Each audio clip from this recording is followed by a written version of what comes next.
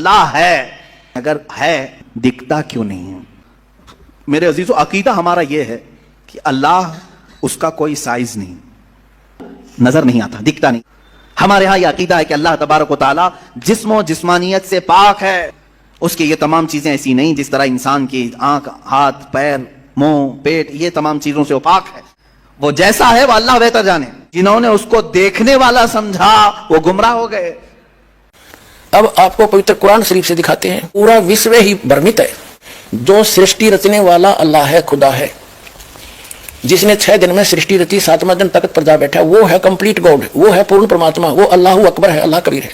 अब देखिएगा, पवित्र कुरान शरीफ हमने फिर उठा ली है, 607 पृष्ठ पर पढ़ रहे हैं, सूरत फुरकान 25 59वीं आयत है ये। जिसने आसमान और जमीन और जो कुछ उनके बीच में है सबको 6 दिन में पैदा किया और फिर तख्त पर जा बिराजा।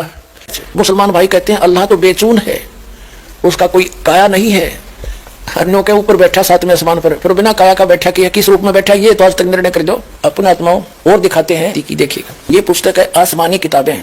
अब हम इसके आगे आते हैं, देखो यहाँ आगे हम पैदाइश 1:25-2:1 3 पृष्ठ पे हम पढ़ेंगे 6ठा दिन। अब 26वां श्लोक पढ़ेंगे। 5 दिन में जो कुछ रचना रचनी थी परमात्मा ने रच दी।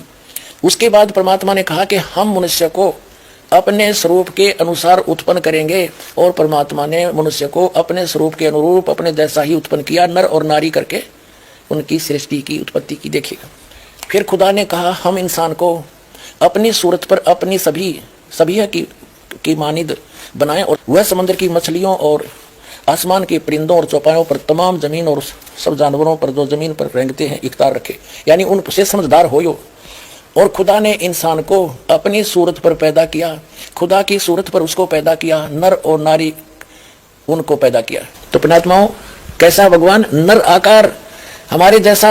अब उसने, परमात्मा ने मनुष्यों को अपने जैसा ही रचा, तो कैसा है भगवान, साकार है, नर आकार है, सह शरीर है।